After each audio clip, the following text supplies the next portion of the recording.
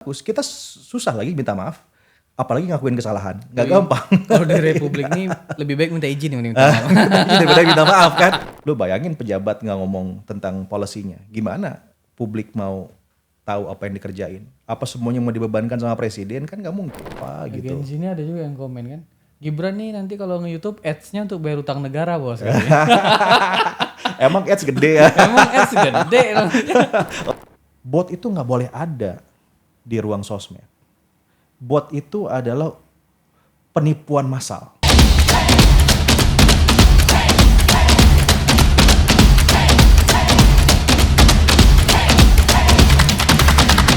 Oke, halo teman-teman Retorika Show. Kembali lagi bersama gua Belmondo Scorpio dan hari ini gua bersama narasumber, dosen, pakar komunikasi, pencinta AI. Siapakah dia, Bang? Prabu Revolusi. Siap, Bro Belmondo. Mantap. Wah, luar biasa. Retorika Show. Mantap. Selamat datang, Bang. Terima kasih udah diundang. Kayaknya lu seger banget hari ini. Kantornya deket banget sama rumah. Sering-sering lah kita diundang ke sini. Kayaknya sering-sering ngobrol kayaknya. Nah, Rambi Mas Prabu juga seorang yang cukup aktif di bidang komunikasi ya. Ini kan kalau kita lihat isu hari ini tuh Bang, komunikasi di pemerintahan itu menjadi satu hal yang sangat diperhatikan oleh Pak Prabowo nih. Ini kan dia kan bilang komunikasi pemerintahan harus diperbaiki, kemudian dia sempat juga mengundang para pemret-pemret gitu ya. Ya. Sebagai dosen, sebagai pakar komunikasi gitu ya. Gimana lu melihat komunikasi pemerintah hari ini? Nah, itu dulu. Kalau gue ngelihatnya gini, Bro.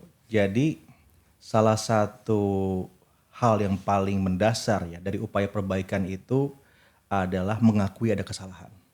Ya, dengan Pak Prabowo, Presiden Prabowo itu bilang bahwa kita akan perbaiki komunikasi publik, itu udah langkah strategis. Yang susah itu justru malahan gak ngerasa salah. Ya kan? Ini seorang presiden, coba kita dudukan diri kita jadi presiden gitu. Seorang presiden minta maaf, ayo kita perbaiki komunikasi publik. Itu udah one step ahead. Dan menurut saya sebagai orang yang mengamati komunikasi, ya itu hal yang tidak mudah untuk dilakukan. Karena apa? Komunikasi itu barang yang orang ngerasa bisa. Bukan sesuatu yang dipikir sulit gitu. Padahal komunikasi itu kan butuh expertise ya. Butuh bakat juga, harus dipelajarin. Tapi bagi sosok ya setinggi presiden mengatakan bahwa ya kita akan perbaiki komunikasi, saya sih angkat topi. Ya. Dan jarang nih ada pemerhati komunikasi yang melihat dari sisi itu. Yang dilihatnya langsung komunikasinya, substance-nya. Padahal komunikasi itu kan proses. Ya, bukan hanya tentang output gitu ya. Ada proses yang dilakukan dan Pak Prabowo dengan sangat cantik menurut saya ya memulai memberikan pesan ya dengan mengatakan kalau komunikasi publik akan kita perbaiki bersama. Nah, kita harusnya menyambut baik itu. Artinya apa? Komunikasi di pemerintahan Pak Prabowo itu menjadi hal yang sangat diperhatikan.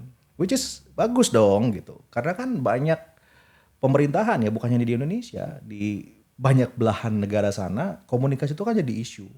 Ya, bagaimana pemerintahan menyampaikan policy, kebijakan dan seterusnya kepada publik itu selalu jadi isu. Ya. Di negara manapun lah itu sebetulnya ya. Nah di Indonesia sekarang ini malahan presidennya mengatakan kalau komunikasi itu penting, matters gitu ya. Supaya publik juga bisa mengetahui dengan ada pengakuan jelas, dia bahwa gitu. Kurang ini terus diperbaiki iya, gitu ya. Itu bagus. Kita susah lagi minta maaf. Apalagi ngakuin kesalahan, nggak gampang. Kalau di Republik ini lebih baik minta izin yang minta maaf. Daripada minta maaf kan. Iya. Lu kali, bukan. Tapi benar gitu. Gak mudah mengakui kita salah itu gak mudah. Dan Pak Prabowo melakukan itu. Dan saya melihat pada akhirnya ada banyak ya upaya-upaya strategis ya. Dan juga out of the box menurut saya nih. Yang dilakukan oleh pemerintahan dalam upaya untuk memperbaiki komunikasi. Kalau kita bicara Pak Prabowo dulu nih ya, Bapak Presiden gitu. Seorang presiden ya mengundang 7 pemret senior diwawancara bersamaan. Saya pertama kali melihat itu, ya bahasa saya nih ya sorry banget, crazy, gila gitu. Gimana coba punya keberanian seperti itu? Apalagi 7 pemret itu kan saya kenal semua ya. Itu pemret-pemret yang sangat kritis gitu. Bukan pemret yang pertanyaannya soft, itu bukan. Pemret kritis ya yang bisa galak sama pemerintah. Tapi sama Pak Prabowo entah bagaimana caranya, itu siapa yang setting gitu ya. Saya juga tidak tahu. Saya dengar Pak Wamen Angga yang punya ide gitu. Satu meja besar, tujuh-tujuhnya tanya langsung ke presiden. Itu breakthrough. Ya. Coba lihat di negara lain, ada nggak yang kayak gitu? Ada nggak coba presiden yang diwawancarai 7 wartawan senior sekaligus? Nggak ada bos.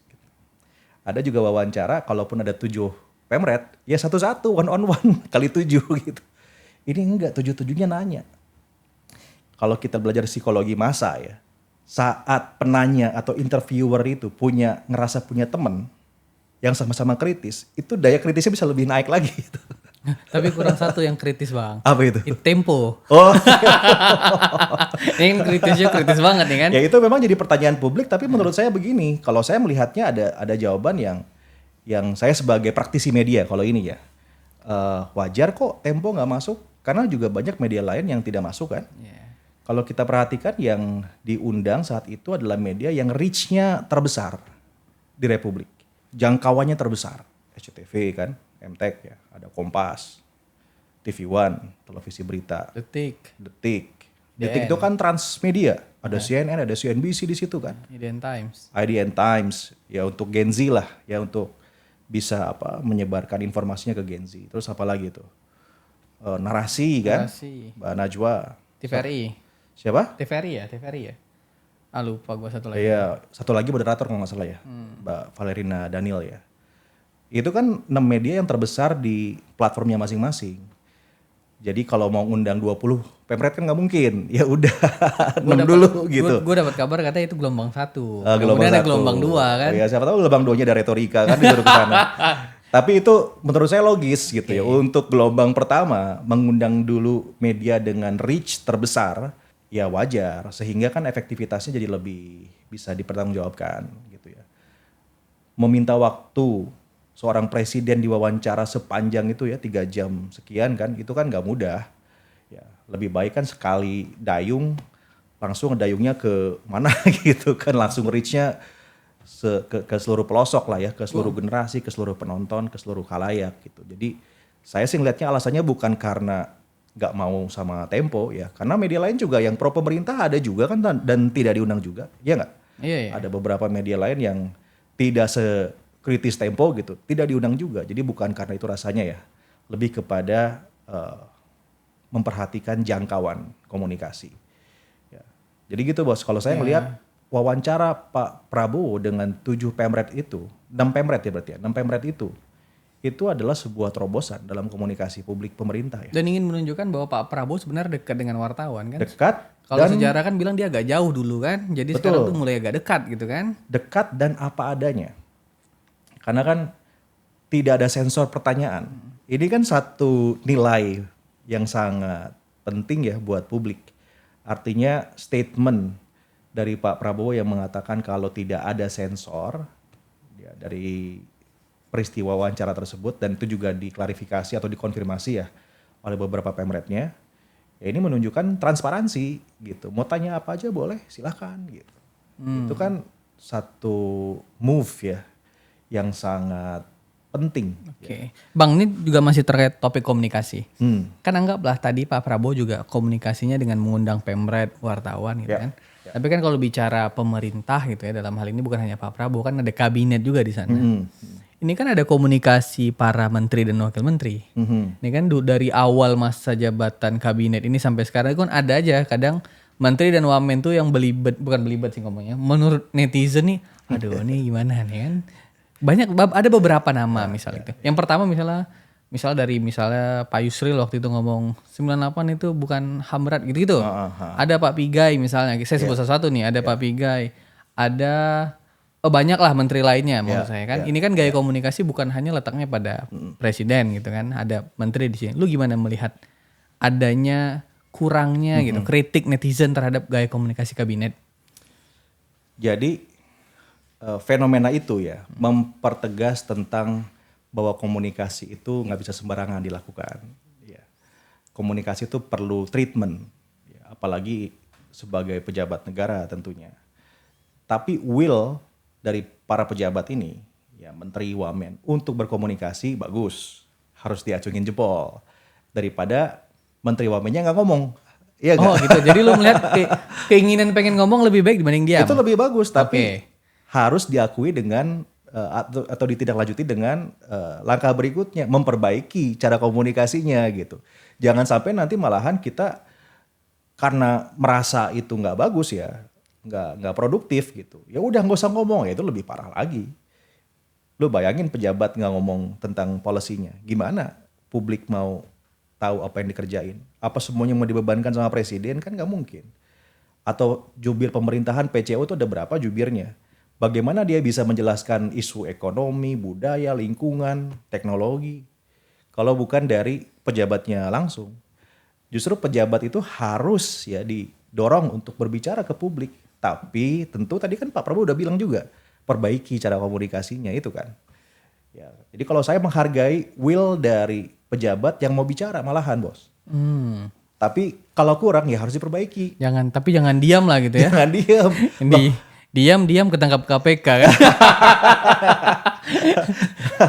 Yang bagus kalau ketangkap KPK masih mau ngomong, itu Masih bagus mau juga. ngomong.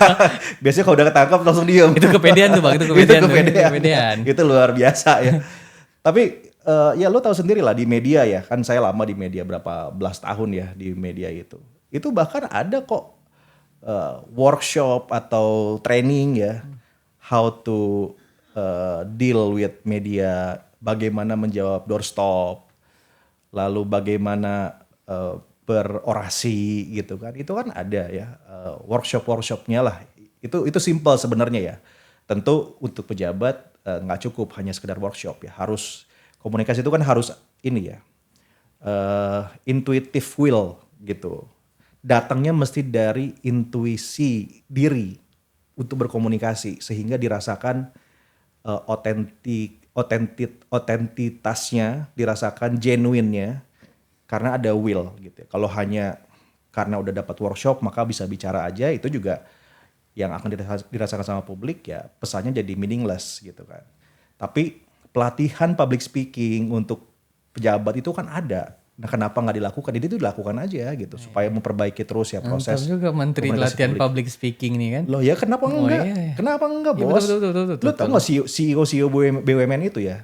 Banyak banget ya ikut atau apalah BOD-nya BUMN itu ya. Bukan hanya BUMN lah, perusahaan-perusahaan besar lah gitu ya. Hire consultant public speaking untuk latihan public speaking itu banyak. Dan itu salah satu cuan yang besar ya kalau untuk Jadi pelatih lini public bisnis speaking. jadinya ya. Saking pentingnya komunikasi.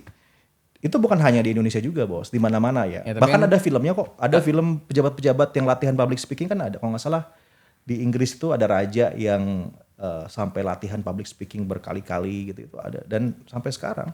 Ya maksud gua gak usah dibuat latihan kan retreat. Apa nggak di retreat aja latihan public speaking ada Mestinya kelasnya. retreatnya di Magelang bikin public speaking. Iya betul. Jadi agendanya satu kesatuan Mas Prabu. Public speaking. Iya. Ya, Tapi kita bisa kembali juga, lagi di bisa komunikasi dan hal yang kaitannya dengan narasi, kaitannya dengan komunikasi, masih dengan pemerintahan juga. Kan kalau kita perhatikan sekarang Mas Prabu banyak narasi ya kan, banyak semacam apa ya kritik-kritik terhadap pemerintah karena gaya komunikasi. Jadinya kalau pasti Mas Prabu perhatikan juga di media sosial sekarang yang mainstream ataupun yang YouTube ataupun sosial media lain gitu ya. Itu sekarang kritik terhadap pemerintah tuh wah banyak banget. Jadinya hari ini tuh nggak berimbang. Yang kritik jauh lebih banyak daripada yang membela. Memang bukan tugas para sosial media ini juga membela pemerintah kan. Pemerintah juga nggak perlu dibela, dia kan bisa membela dirinya sendiri. Tapi bagaimana Mas Prabu melihat fenomena atau dinamika gaya atau banyaknya narasi kritik terhadap pemerintah? Sebenarnya apa dampak buruknya nih? Kan ini nggak ada yang backup nih maksudnya. Gimana Mas Prabu melihatnya? Kalau saya melihat gini, di era demokrasi modern ya, yang namanya informasi itu pasti datangnya sudah dari publik. Ya, jadi publik memang memiliki kanal yang begitu banyak, tidak terbatas untuk bisa menyampaikan informasi, gitu kan. Artinya nggak bisa itu kita cegah kritik gitu ya. Saya nggak akan setuju dengan upaya-upaya untuk membungkam kritik. Gitu. Justru kritik benar jika dimaknai dengan benar yaitu menjadi evaluasi yang bagus buat pemerintah gitu. Tapi pemerintah menurut saya juga Kan saya dulu pernah di pemerintah juga ya. Gitu. Iya, Dan mantap. saya Lu searching coba, aja nih, dirjen ini mantan dirjen, mantap. saya saat itu dalam waktu yang singkat itu mencoba melakukannya, bahkan juga kan dengan kawan-kawannya Bro Belmondo lah gitu ya. Mantap. Kita engage dengan media, engage dengan content creator, engage dengan influencer. Karena kita tahu bahwa informasi bisa datang dari mana saja gitu. Nah yang juga harus dibenahi adalah pemerintah mesti paham bahwa logik komunikasi di media baru itu jauh berbeda dibandingkan logik komunikasi di media lama atau media konvensional. Ya. Di media konvensional itu komunikasi satu arah. Kita punya pesan, kita produksi jadi press release, jadi berita, jadi apa, sampaikan ke publik selesai. Tapi di media baru itu enggak. Gitu. Di media baru itu ini ada ruang informasi udara yang kita bilang ya, yang tidak terbatas. Kemudian bisa dimasuki informasi dari mana aja kanalnya. Ya. Zaman dulu untuk bisa menyampaikan informasi itu harus ada izin lah, mesti ada apa. Sekarang enggak, tinggal bikin akun, bikin email bisa jadi Ngonten gitu kan. konten. Abis itu biar rame saut-sautan kan. Saut-sautan. Ya itu udah inilah strategi lah ya. Memang begitu. Ya pemerintah juga harus mengembrace ya, gaya komunikasi media baru. Ya. Apa yang dilakukan oleh para kawan-kawan yang memang mengkritisi pemerintah itu juga harus dilakukan oleh pemerintah. Supaya apa? Publik Pemerintah bisa harus terus menjawab. bukan hanya menjawab, bahkan pemerintah juga menyampaikan agendanya. Sekarang ini kan yang kita lihat pemerintah merespon. Ada isu direspon, ada isu direspon. Harusnya balik juga, pemerintah juga menyampaikan agendanya ke publik gitu. Sehingga yang kritis merespon juga agenda, jadi seimbang. Ya kan? Pemerintah justru harus memenuhi ruang udara itu dengan agenda-agenda mereka. Jangan sampai nanti agenda publik itu dikendalikan oleh kritisi, oleh kritik gitu ya. Kritik nggak apa-apa, itu ada ruangnya. Tapi jangan sampai juga ini ruang informasi itu isinya adalah bentuknya adalah criticism ya, sehingga nanti akhirnya yang muncul tadi yang Bro bilang, kayaknya pemerintah itu digebukin terus gitu. Kelihatannya begitu sekarang. Kelihatannya begitu. Kelihatannya ya, begitu. Karena pemerintahnya dalam tanda kutip ya, gak ngegebukin juga enggak bukan gitu kan. Karena pemerintahnya selama ini kalau digebukin dia hanya nangis-nangis gitu. Dan dia sekarang itu udah ada sekarang Mas ininya Mas. Strikernya. striker ya. Ya, Mas Gibran. Nah. Mas Gibran jadi striker. Jadi striker. Gua juga ini striker nih kayaknya. Di saat semua orang mulai memberikan kritik, sebenarnya kritik itu sehat, bagus, membangun. Kalau kata Bang Hasan jangan DFK aja, disinformasi, fitnah, kebencian, jangan gitu kan. Betul. Kalau kritik-kritik ya nggak apa-apa, membangun, dan pemerintah harus punya gaya sendiri untuk menanggapi. Tapi sekarang kan ada striker baru. Striker baru ini kita sebut sebagai Mas Wapres ini kan. Kan nggak ada yang sangka. Maksud saya tuh nggak ada yang akan mengira seorang wakil presiden membuat monolog itu kan kayak wakil presiden baru ini gitu. Mas gimana melihat posisi seorang Mas Gibran sebagai Wapres, kan bagian dari pemerintah ya, untuk ikut serta dalam pertarungan komunikasi. Saya sebut pertarungan komunikasi lah. Jadi tentang Gibran ini ya, saya tuh punya pandangan yang agak berbeda karena pertama saya barangkali kenal ya sama beliau. Rasanya itu nggak bisa disembunyikan, saya memang kenal sama beliau kan sejak saya menjadi wartawan di media. Ya saya sama Mas Gibran cukup dekat lah ya. Ketika lagi zaman COVID apalagi, itu hubungan komunikasi sangat intensif lah, karena masalah bantuan dan semacamnya gitu. Jadi saya kenal beliau, kemudian saya mengikuti kan ya caranya seorang Gibran Raka itu membangun personifikasinya di media sosial. Iya, biasanya yang suka kucing joget, ini kan bercanda-bercanda ini kan. Jadi dia memang he has his own style ya, yang barangkali gak banyak orang yang have the guts ya untuk melakukan itu. Tapi Gibran tahu logiknya media baru, tahu logiknya sosial media, dan dia melakukannya. Kalau kawan-kawan coba hitung ya, sosmednya Mas Gibran itu engagementnya termasuk yang paling tinggi di antara tokoh-tokoh politik atau pejabat negara gitu ya. Karena ya dia mau melakukan hal-hal yang memang diinginkan oleh pasarnya sosial media ya. Memang masih muda juga kan. Ya, saya lebih tua dari Mas Gibran, makanya saya tentu tidak membuat konten kucing-kucingan. Tapi kalau untuk Mas Gibran karena di usianya ya itu kan hal yang wajar ya. Buat kita mungkin ini apa sih itu. Tapi itu adalah pasarnya media baru kan humor ya. Apa sih konten yang paling banyak dikonsumsi di TikTok? Gue ada lihat video yang lucu, gue jadi teringat di sosial media itu. Mas Gibran lagi jalan, terus ada anak kecil. Prabowo mana? Iya. Anak kecil aja Prabowo. Kalau sama yang lain gitu kan, itu mungkin di hide. Iya. Tapi Mas Gibran nggak tahu siapa itu yang buat gitu ya. Itu dikedepanin malahan gitu kan. Saya juga follow tuh, ikuti juga kontennya. Dan rasanya si siapa editornya kayak atau timnya nggak mungkin lah melakukan itu tanpa izinnya Wapres kan. Pasti atas arahan Wapres gitu. Ditambah lagi kita ketahui dari dulu sejak zaman wali kota kan memang cara Gibran itu bersosial media unik ya. Menjawabnya juga unik gitu. Pasang profile picture tiba-tiba ada fotonya giring waktu itu kan sempet kan. Terus juga ada foto bayi apalah dan semacamnya gitu. Baru sekarang ini kalau kita lihat profile picture-nya bener. Sebelumnya kan profile picture-nya aneh-aneh. Bahaya Mas, kalau picture yang nggak benar nanti foto Wapres bersanding sama presiden Itu di dia sekolah lain. makanya saya nggak kebayang ada tamu negara dia bikin postingan sosmed begitu di tag ke Wapres loh kok Wapresnya begini kan. Makanya barangkali dirubah tuh Ya, ada kepentingan protokol Mas, kepentingan protokol. Kayaknya sih begitu ya.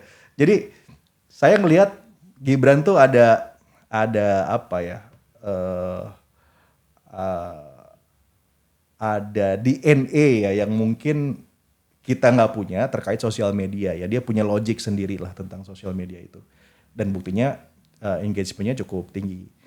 Diperhatiin ketika kampanye yang awalnya jarang terlalu aktif ya di sosial media, waktu kampanye itu kan beliau sangat aktif ya di sosial media. Dan itu salah satu hal ya yang membangun citra positif saat kampanye kemarin ya. Saya sempat membuat penelitiannya tentang TikToknya Mas Gibran ya. Sudah terbit juga di jurnal penelitian gitu. Browse aja di Google Scholars ya. Ada saya tulis sama beberapa teman. Jadi sudah dibahas bahkan di level akademik gitu ya. Bagaimana Gibran mengelola TikToknya gitu. Disebutnya digital storytelling katanya. Gibran aja ada akademiknya nih. Iya ternyata waktu Gibran kita rata-rata ya saya meneliti sendiri kan, kita rata-rata konten-kontennya dia itu ada polanya bos. Jadi pas kita lihat ya berapa kali dia posting hiburan, berapa kali dia posting policy, berapa kali dia posting yang serius-serius gitu, itu ada polanya ternyata gitu. Boleh dibaca deh di penelitiannya ya, bisa diakses kok oleh siapa aja. Jadi ini orang paham sosial media. Itu dulu nih yang mesti kita pikirkan. Dia paham pasar sosial media. Dia paham pasar sosial media. Makanya kalau saya lihat ya, begitu muncul monolog ya dari Gibran, orang-orang ribut kan. Saya pikir itu ribut karena unexpected. Oh iya, saya tidak menyangka. Saya juga tidak nyangka. Saya orang yang tidak menyangka juga. Yang sebelumnya ngomongnya tipis sedikit gitu kan, tiba-tiba bikin monolog bos gitu langsung ngomong Ya gitu. karena gini bang, kadang kan sosial medianya tuh kita udah terpikir dalam pikiran kita. Betul. Mas Gibran itu adalah orang yang akan menghasilkan konten di sosial media tuh yang lucu-lucu doang. Ya. Sehingga ini jadinya, mohon maaf nih, jadi ada sedikit ini. Jadi saya merasa ini terkait dengan kewibawaan. Jadi ini orangnya sih fun aja, lucu aja gitu. Nah ketika dia buat monolog itu kan kita melihatnya, wah dia mulai serius untuk mencoba menjelaskan sesuatu. Ya. Nah itu kan brandingnya tuh kayak muter balik. Ya. Sehingga ada kejutan, oh apa yang terjadi gitu Ya, kan. Jadi kan orang untuk memahami branding Gibran tuh kayak ngulang lagi. Iya. Mas gimana ngelihatnya tuh? Sama. Jadi saat beliau memunculkan monolog yang pertama itu, saya kaget juga gitu. Wah, ini saya nggak pernah bisa bayangin bisa muncul dari seorang Gibran gitu ya. Bicara 6 menit, 7 menit gitu ya di konten yang pertama itu. Kan karena mungkin saya pengajar komunikasi, jadi kan diteliti banget tuh. 6 menit atau berapa menit. Terus ngeditnya juga, ini kayaknya serius amat ngeditnya gitu kan. Beda sama biasanya. Ini pasti ada motif. Ya dong, kalau kita ngelihatnya ini pasti ada motif nih. Saya mencoba untuk connecting the dots ya. Salah satunya adalah ini adalah upaya dari Wapres ya untuk melengkapi atau menindaklanjuti arahan presiden dalam membangun komunikasi publik yang lebih baik gitu. Tapi tentu interpretasi ya terhadap komunikasi publik itu macam-macam gitu kan. Karena orang kaget, aneh sama Gibran, jadinya rame. Dan bisa aja karena saya kenal video sama pertama 1,5 juta. berapa juta? 1,5 setahu saya. Itu video pertama. di satu platform kan. Ya YouTube. belum yang lain. Yang lain sih udahlah. Belum media-media yang bahas. Iya. Belum content creator lain yang bahas. Iya. Jadi efeknya mungkin lebih dari 10 juta kali reach-nya ya secara keseluruhan. Dan pada akhirnya orang bicara tentang bonus demografi loh sekarang. Dengan berbagai sudut pandang ya. Tapi bonus demografi satu isu penting yang sudah tidur. Kan dulu kita bicara bonus demografi itu 2-3 tahun yang lalu ramenya nih. Sekarang ini kan udah tidur nih isu nih. Dibangunin Jarang lagi. orang membahas demografi udah jarang. Dibangunin lagi sama Gibran gitu ya. Dengan berbagai sudut pandang. Nggak kenapa-napa bagus dong gitu. Jadi kalau saya mikir dengan Gibran yang memang ngerti logik sosial media gitu. Yang kedua dia tahu pasar mana yang harus dia kejar ya. Tentu dia untuk Gibran nggak berpikir pasarnya elit atau akademisi, ya enggak, dia ngejarnya ya Gen Z, Gen Y gitu kan. Memang pasarnya Gibran itu melapis komunikasi publik yang dilakukan oleh Pak Prabowo ya. Buat Gen Z, buat apalagi Gen Alpha gitu, wawancara sama Pemret itu apa sih? Iya dong. Anak saya itu Gen Z ya. Ngelihat wawancara Pak Prabowo sama Pemret, apaan tuh gitu. Mungkin buat kita menarik. Ya kan, buat kita pengen nonton gitu. Nah terus yang komunikasi sama Gen Z siapa? Ya ini Gibran masuk nih. Dengan caranya melalui satu konsep yang memang familiar dipahami oleh generasinya. Tapi banyak juga tuh yang kemarin bilang tuh. Ini kebanyakan dislike dibanding like nih guys. Bos, kalau dislike sekarang Adalah yang bilang. kasih sama saya sekarang ya. Politisi mana yang dislikes-nya kecil? Oh gede memang. Masalahnya Instagram ini gak ada fitur dislike itu aja kan. Tokoh politik di mana-mana pun juga hatersnya banyak bos. Lu mau bicara siapa? Trump. Emang Trump gak ada hatersnya jadi presiden? Siapa? Pak Prabowo pun pasti banyak hatersnya. Pak Jokowi 2 kali jadi presiden. Ya. Sebelum kepuasan Pak Prabowo ini yang 80% tertinggi ya. Beliau tuh approval rating tertinggi di dunia gitu. Sampai sekarang hatersnya masih kerja ngomongin ijazah dan macam-macam. Jadi kalau saya ngelihat ya, kalau ada media atau haters bahkan content creator yang fokus ngomongin dislikes, ya berarti nggak paham demokrasi gitu aja kalau saya ngelihatnya, nggak paham substansi. Ngapain kita ngomongin dislikes? Betul. Iya nggak? Mana coba sebutin? Presiden mana? Wapres mana yang nggak punya haters mana? Semuanya punya hater. Semuanya juga punya gitu. Jangan-jangan yang kritik juga punya haters kan gitu aja juga kan. punya haters. Jadi kalau saya ngelihatnya, aduh nggak substantif kalau misalnya ada media, apalagi media mainstream ya, yang angkat dislikes. Makanya saya sempat bikin postingan kan di sosmed saya gitu. Sayang, saya menghargai orang yang justru mengkritisi bonus demografinya kayak Ferry Irwandi misalnya kan. Dia membuat konten respon dari kontennya Mas Wapres gitu. Dan bicara bonus demografi saya dengerin. Bagus gitu. Justru perdebatan seperti itu yang sehat di publik. Ya. Gue yakin Ferry kan kita tahu lah orang pinter lah ini orangnya. Gak mau ngomongin dislikes kan. Gak ngomongin sentimen. Kenapa? Karena sekelas Ferry pun punya itu dislikes-nya. Banyak. Punya haters ya gitu loh. Kalau di kita dislike juga ada masuk ya.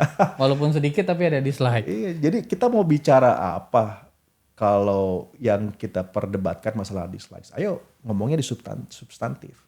Saya juga dengar juga kan, baca juga ada yang komentarin tentang baca prompter. Ayo sekali lagi, Gibran itu bukan content creator ya, masa lo sandingin sama content creator bos? Trump juga baca prompter kayaknya kalau lagi Trump pidato. juga baca prompter, Obama juga baca prompter.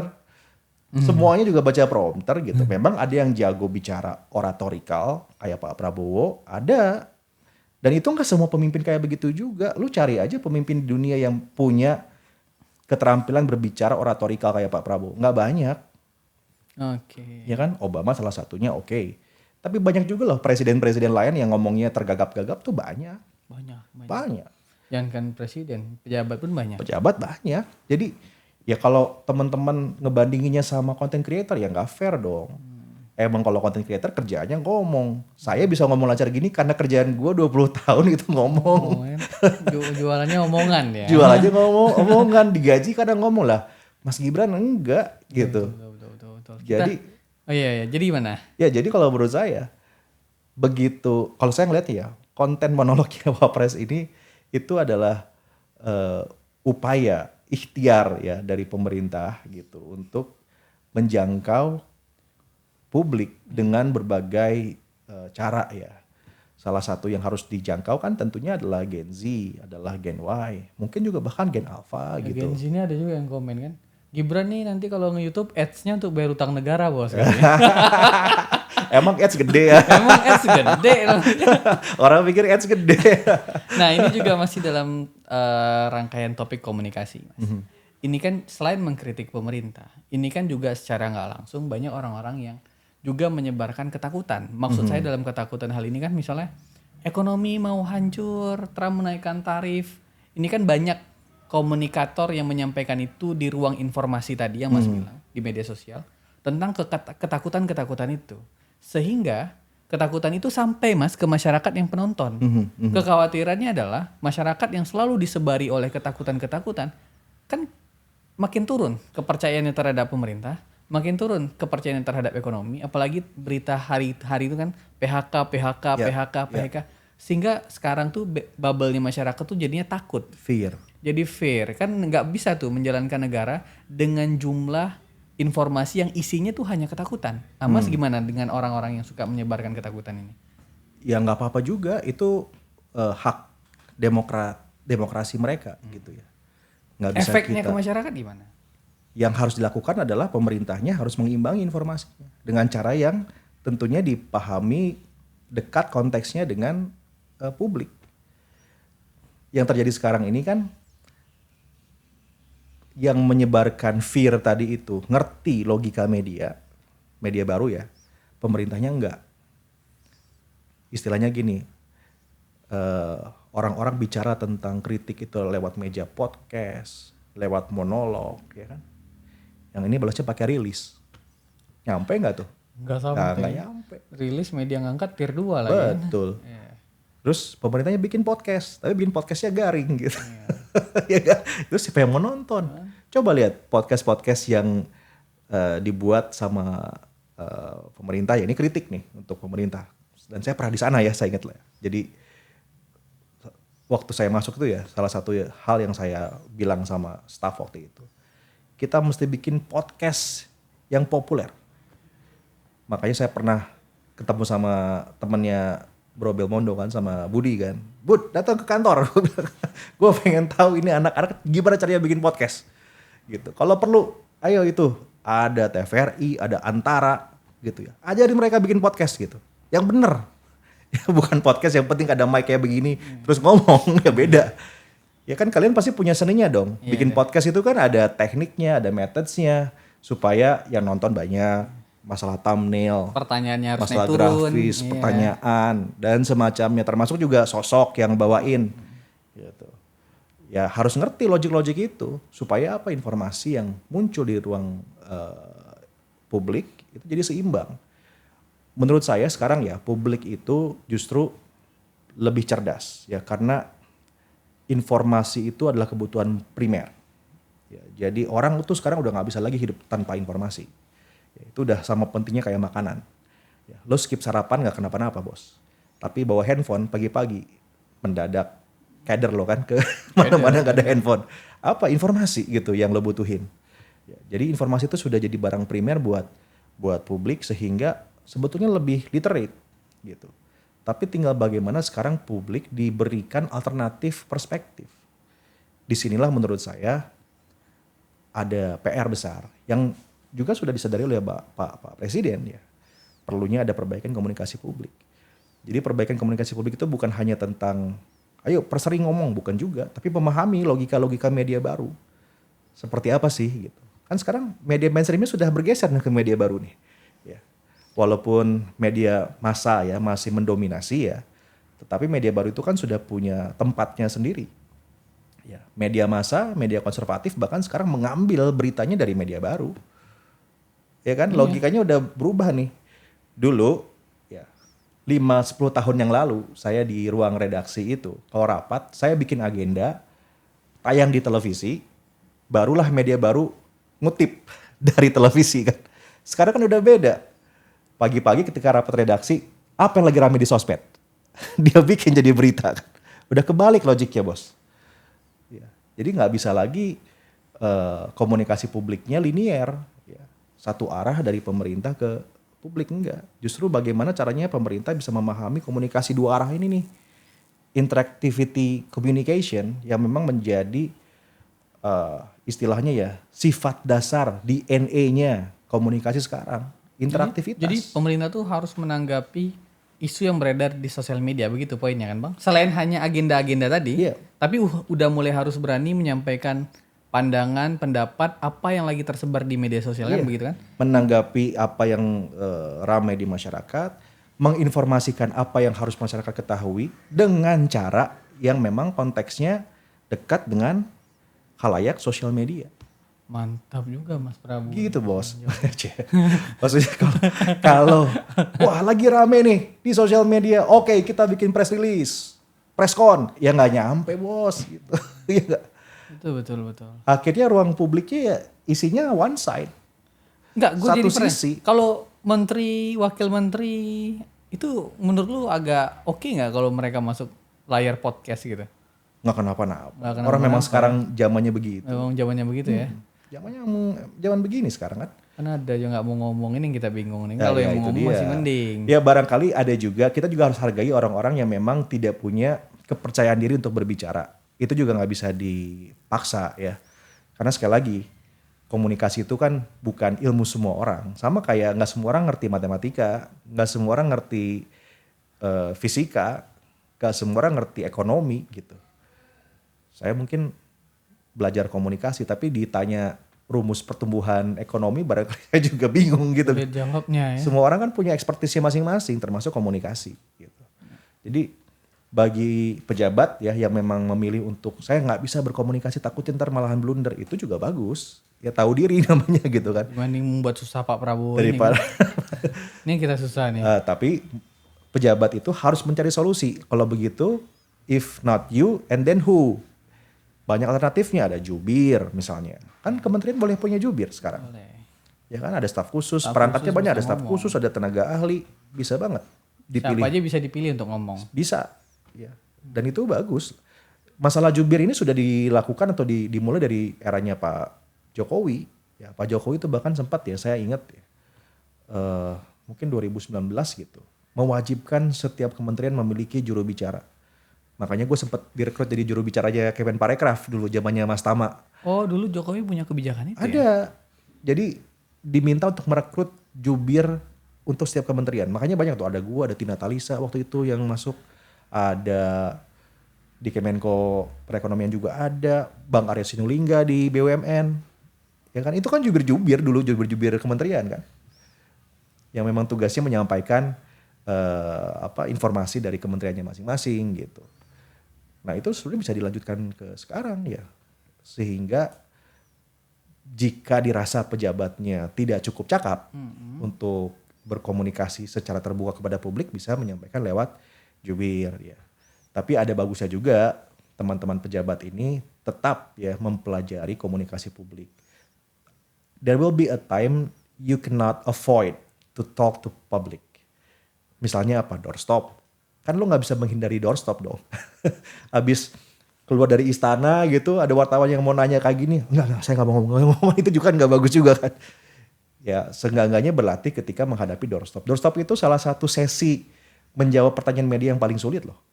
Ya, karena pertanyaannya tuh. Iya, scatter. Iya. Kalau one on one interview kita udah tahu arahnya kemana. Kita udah siap dulu datanya apa. Kalau doorstop, gimana kalau ditanya sesuatu yang kita nggak tahu tapi lagi doorstop? Itu kan ada tekniknya untuk menghindar tuh seperti apa caranya. Untuk menjawab sesuatu, untuk menjawab tapi tidak kutipable. Ngejawab sih, tapi kayaknya kalau dikutip ini apaan sih? Jadi kalau ditulis. Omongan lu jelek gak jadi gua kutip. Nah gitu kan ada caranya juga itu gitu. Itu bisa dipelajarin gitu, ada teknik-tekniknya. Dan dulu waktu gua di TV ya, salah satunya ngajarin itu. Ngajarin cara-cara untuk ngadepin doorstop. Ada berapa menteri mungkin di zamannya Pak Jokowi, saya sempet coaching ya. Untuk ngadepin doorstop, wawancara one on one sama interviewer, bikin press release. Waktu itu kan masih zamannya press release ya. Zamannya Pak Jokowi belum sekuat sekarang sosial media gitu. Membuat konten di sosial media aja ada trainingnya kan. Coba dari sekian banyak sosmed kementerian, berapa banyak coba yang memang bagus? Agak interaktif gitu Iya. ya. Kayak lebih interaktif sosmednya Partai Gerindra ini lebih solutif dia. Mindra itu kan. Nah, Mindra itu ini contohnya kan. Mindra tuh breakthrough juga tuh. Jadi ada partai yang bisa membangun interactivity kan konten-kontennya Menurut gua konkret. Nah, konten-kontennya Partai Gerindra itu kalau lo perhatiin ya, itu kan berasal atau datangnya dari publik. Dari interaktivitas si admin dengan publik. publiknya, dengan followersnya. Ada satu masalah Di- Green tag anggota dewan. Lu selesaikan ini. Iya, Itu agak solutif itu menurut gua. makanya interactivity kan. Prinsipnya kan logik sosial media atau media baru itu kan interactivity. Jadi kalau lo membedakan, saya ngajar komunikasi ya ke mahasiswa saya gitu. Apa sih yang membedakan antara media lama sama media baru? Kemampuan interaktivitas. Semakin interaktif media itu, semakin baik. Begitu juga dengan komunikasi pemerintah. Iya. Semakin interaktif komunikasi pemerintah untuk menanggapi banyak hal, walaupun sebanyaknya informasi yang sedang beredar, itu lebih baik dibandingkan hanya menyampaikan agenda-agenda sendiri. Benar begitu, Mas Prabu? Iya, betul. Jadi gini, menyampaikan agenda penting, ya, tapi harus dengan cara methods yang dipahami oleh publiknya. Mereka harus paham bahwa publik sekarang sudah berubah dalam mengkonsumsi informasi. Yang kedua juga merespon kritik, merespon sanggahan, merespon makian kalau perlu gitu ya. Itu seperti apa caranya merespon maki-makian dari publik. Itu kan mesti ditanggapin juga orang itu amarah publik gitu. Ada yang otentik, ada yang enggak. Ini juga masalah, Bos, ya. Saya barangkali juga yang menyampaikan di sini. Salah satu yang saya dorong banget ya waktu saya bertugas di Kominfo dan Komdigi itu adalah waktu itu Pak Budi, saya sampaikan ke Pak Menkominfo, Pak Budiari ya, dan beliau setuju gitu. Bot itu nggak boleh ada di ruang sosmed. Bot itu adalah penipuan massal terhadap suara publik dan dia menggerus nilai demokrasi. Demokrasi itu kan one man one vote lah, kurang lebih prinsipnya begitu. Kalau pakai bot, one man thousand votes, ya dong, one man thousand voices. Yang penting dia punya alatnya atau enggak. Dia punya mesin. Punya mesin atau enggak? Itu penipuan publik loh. Yang bikin bising akhirnya apa? Bisa jadi bukan suara rakyat, suara mesin. Lu cek-cekin deh. Haters itu ngomongnya apa ya? Yang otentik ada, kelihatan kan? Dan itu harus didengar. Tapi yang robot-robot ini kan ngomongnya kasar-kasar, Bos. Kenapa dia bisa sekasar itu? Namanya juga mesin.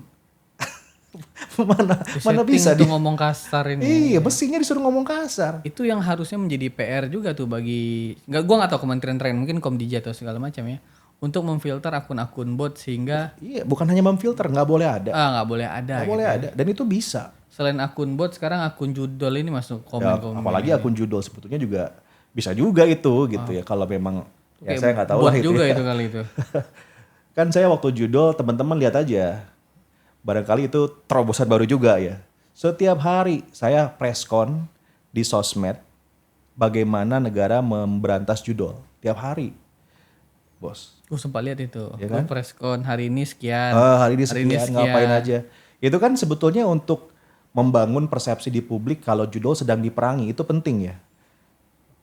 Berkurang dan nggak berkurang tentu tidak akan selesai hanya dengan preskon.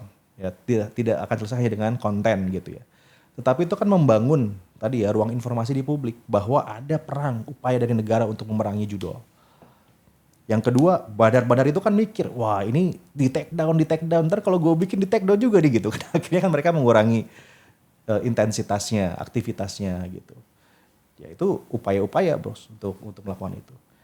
Nah, yang kedua tentang bot itu ini bukan penggerusan suara publik ya, enggak. Justru kalau publik yang otentik, asli, organik sebutannya harus diberikan kebebasan, dijamin kebebasan untuk berbicara gitu.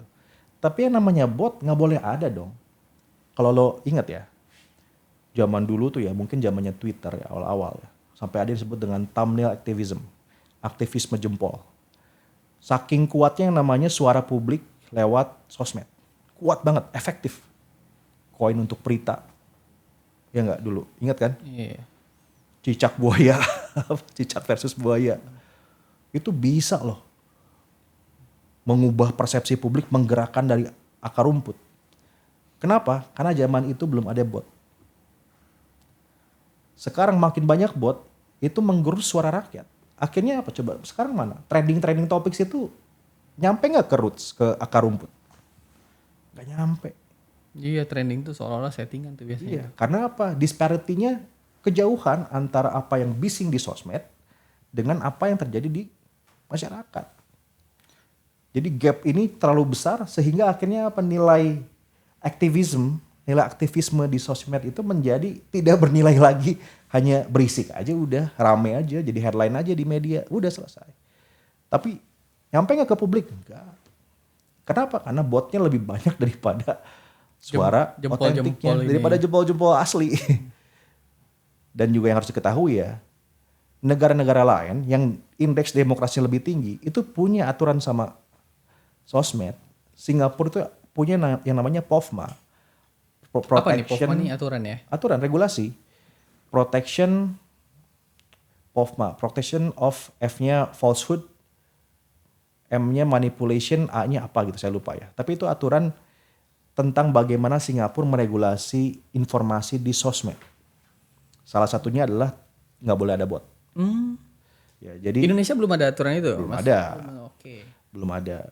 Jadi di sana itu akun itu harus terasosiasi dengan Manusia. ID gitu Dengan ya. ID, oke. Dengan ID.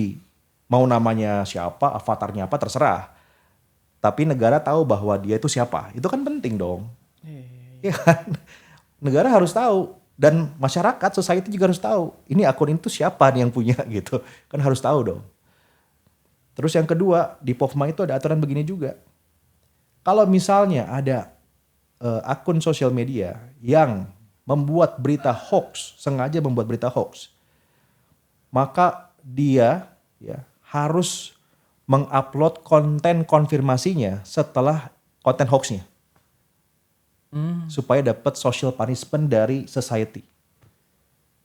Justru konten hoaxnya nggak boleh di take down. Kalau di kita ini kan di take down Di terus take down. permintaan maaf kan? Di sana nggak boleh posting setelah konten hoaxnya. Aturannya gitu. Singapura loh, gitu. Buat apa sih? Agar publik ya. Saya menyebutnya partisipasi publik dalam informasi. Itu bertanggung jawab atas konten yang dibuat. Nggak boleh dia punya motif membuat konten itu kontennya falsehood, penipuan.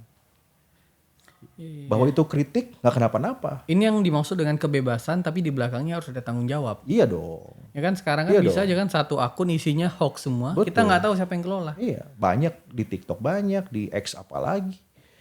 Wah ini PR Di besar ini. Meta juga banyak. Ya. X itu lu lihat di berita deh, saya sampai sempat bikin statement tentang X gitu.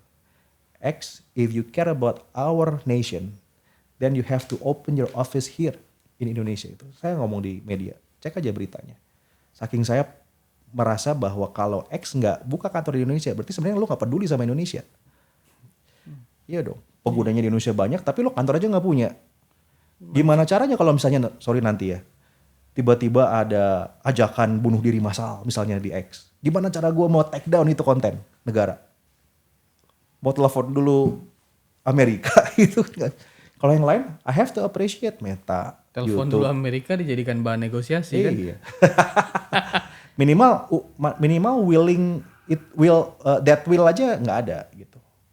Waktu Ferry Irwandi itu bilang kan, wah di X tuh bahaya kayak gini. Saya bilang sama Ferry kan, gua tuh udah bikin statement tentang X sudah lama gitu, tentang X itu ya. Itu platform bagus untuk bertukar informasi, pikiran, diskursus publik ya, bagus. Tapi sekarang menjadi dirty, kotor gitu. Karena kebanyakan bot, satu. Yang kedua, itu platform juga sekarang nggak tahu ada di mana. Gitu. Kayak nggak laku lah barang itu. Iya, tapi masih ramai kan sampai sekarang kan masalahnya. Nah ini regulasi tentang sosial media juga penting bos. Di Indonesia, negara pengguna sosmed terbesar ketiga ya di dunia gitu. Penting banget. Kita nggak punya regulasinya. Regulasinya ada tapi regulasinya untuk ke platform, bukan ke pelaku, bukan kepada content creator. Lebih jauh lagi di Eropa udah ada yang namanya undang-undang gitu ya, social media. Bahkan sekarang mereka udah ada undang-undang Kemarin tapi kan Komdiji mau buat ini juga bang. Apa aturan itu kan? Iya, Bu aturan Mutia. buat yang anak kecil ya. Anak kecil Ya, itu itu. bagus. Saya bilang kok terbuka, saya bilang saya mengapresiasi itu. Itu PP itu kan munculnya saya udah nggak di kementerian ya. Dan saya mengapresiasi gitu. Itu one of breakthrough that ya our citizen needed ya. Jadi bagaimana agar platform sosmed itu digunakan secara bijak oleh anak-anak gitu. Penting gitu. Bagus itu. Saran saya jangan berhenti di situ. Sekalian juga ngatur yang gedenya nih. Karena anak-anak supaya tidak terpapar konten negatif dari sosmed satu hal. Ini penting untuk menjaga generasi yang akan datang. Yang kedua, ini juga nih ruang sosmed yang sekarang dipenuhi sama orang-orang dewasa itu juga perlu diatur juga gitu. Betul. Harus ada tanggung jawab lah. Jangan Iya suka-suka dong. lah. Iya dong. Tapi segitu dulu Mas Prabu. Siap. Ya, terima kasih banyak sebelumnya udah hadir di Retorika Show. Banyak banget poin komunikasi, poin sosial media. Untuk ke depan ya pemerintah lirik lah mana yang harus diperbaiki. Jangan Mas Gibran jadi striker luar biasa ini kan. Striker nggak bisa sendirian Mas. Wah, perlu Kalau di ada. Madrid striker tuh ada 3 Mas. Vini, Mbappe sama Rodrigo namanya. Sekali lagi bisa. Sekali lagi makasih banyak Mas Prabu. Thank you. Terima Thank kasih you, banyak Retorika. teman-teman Thank you. Retorika Show. Tolong komentar kalau misalnya kita undang Mas Prabu, apalagi yang mau kita bahas. Siap. See you. Sampai jumpa Thank you, teman-teman thank Retorika. you.